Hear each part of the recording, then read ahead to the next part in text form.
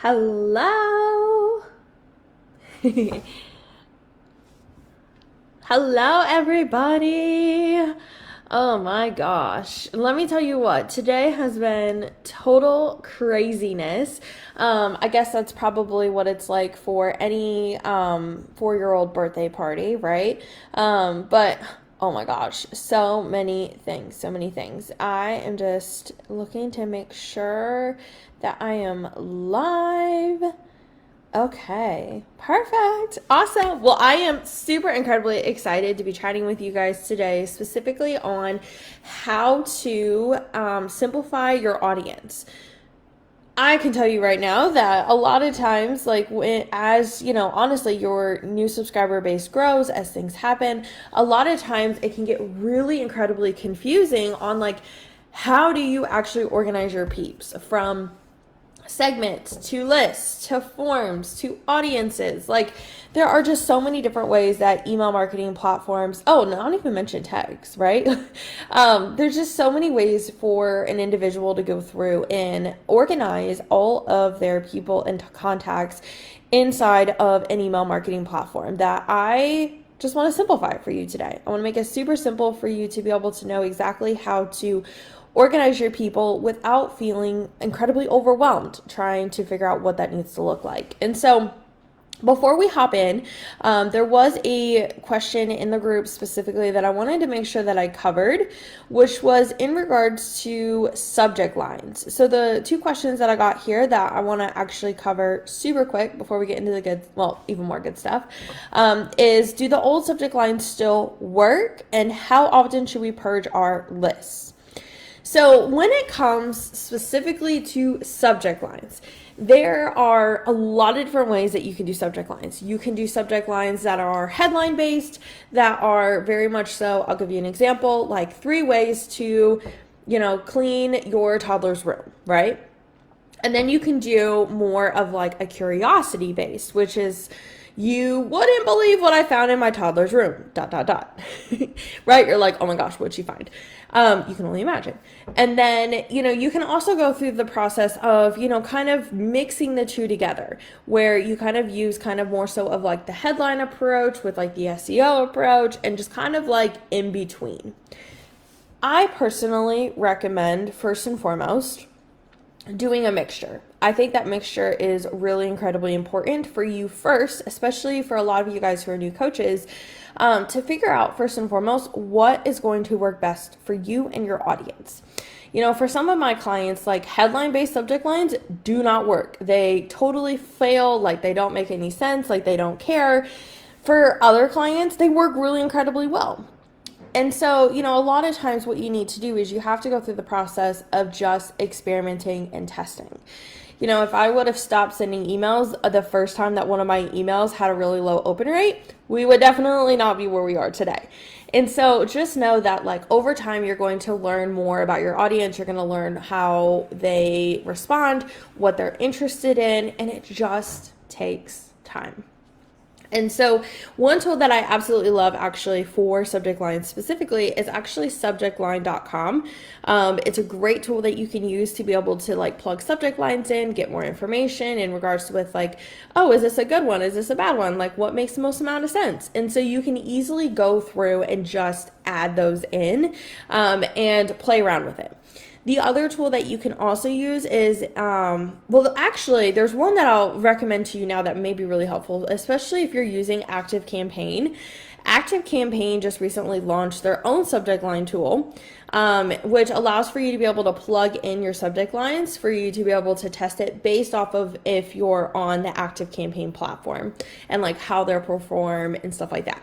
For everybody else, if you're not on ActiveCampaign, I recommend using CoSchedule's Headline Analyzer tool. And so these are all ways that you can create information, that you can get more like data in regards to like the psychology or the words and the meaning behind your subject lines.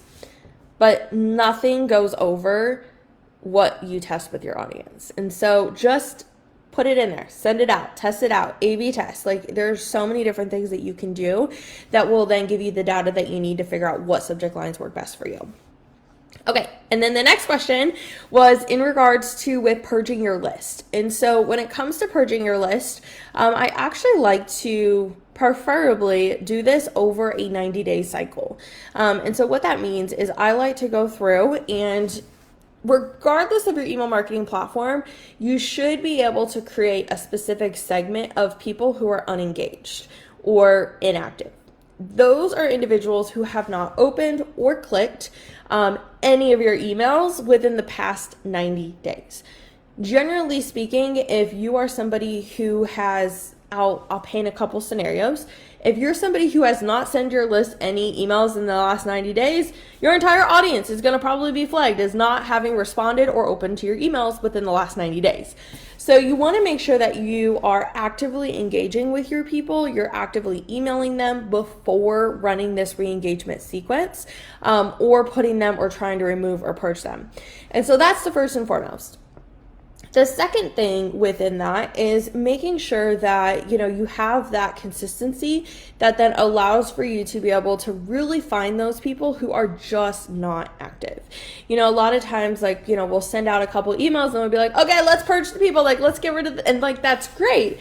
But you want to make sure you have that time frame in place first so you can accurately get the data that you need in order to be able to figure out who to purge exactly.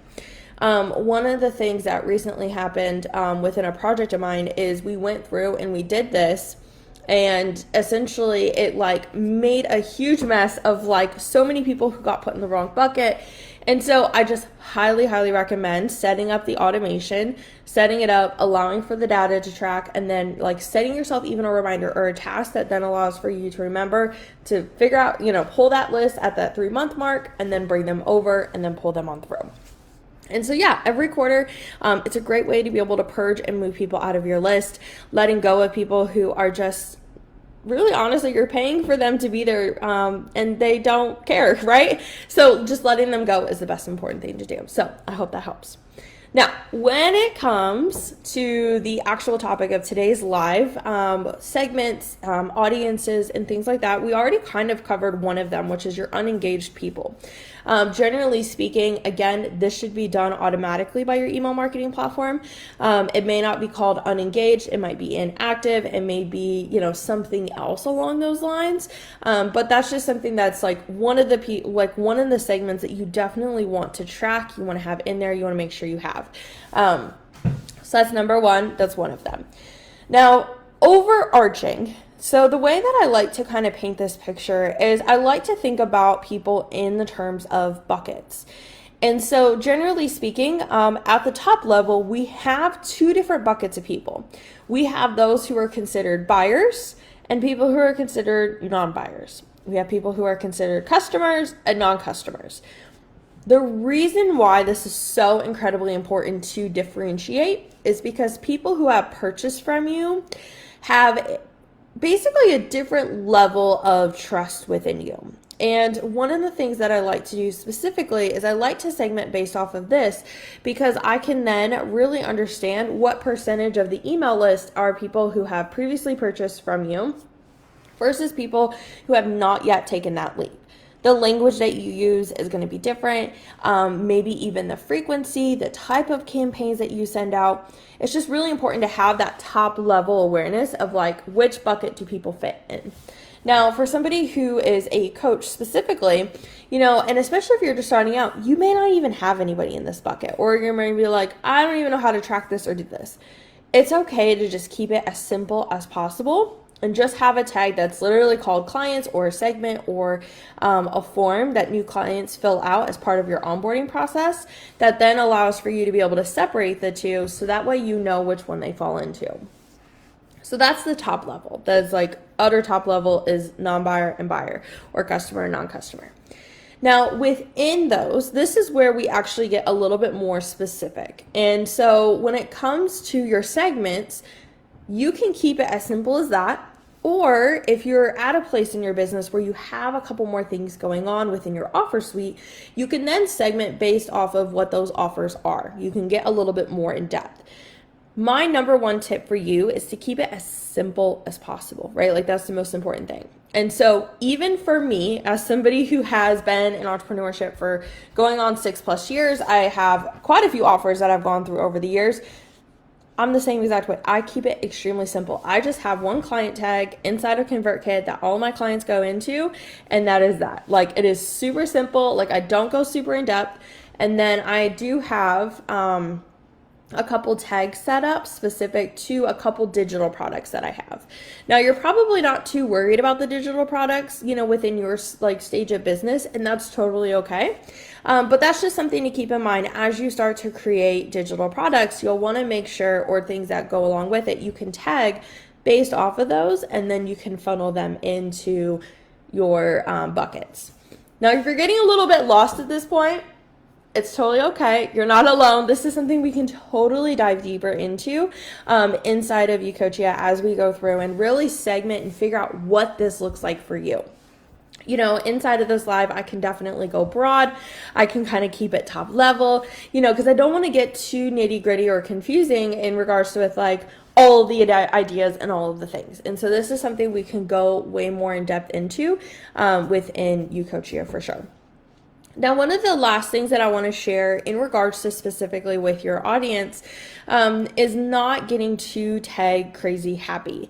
We talked about the segments, having non-buyer buyer, and like that's top level. You can tag based off of like the products they're in on the customer side, and then on the non-customer side, I really just focus on tracking people who click over to my book a call link or my application link. Everything else I don't track. All of the other links and stuff like that. I don't need to track if someone goes over to my Facebook page, which I don't even use anymore, or, tracking people who go over to my Instagram. Like none of that matters within the grand scope of things. It doesn't necessarily go along with the customer journey that I'm looking to track. So all I would recommend tracking is people who book on over, who click the link to book on over to your application or book a call. That is it. Keep it super simple.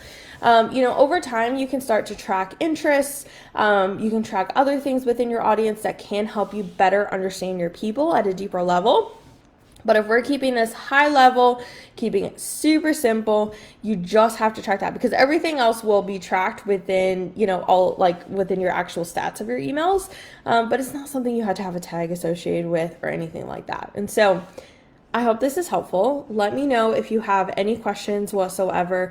Again, this is something that I'm going to be covering as part of Ucoachia, as part of my class, is like really helping you figure out how to simplify email marketing from the very beginning in regards to with your platform setup. What platform?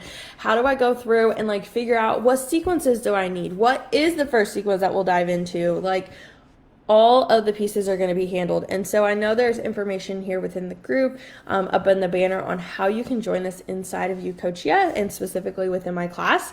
But I just highly encourage you, if this is something that you are interested in learning more about, this is definitely the best way to gain access to this information that I'm sharing with you.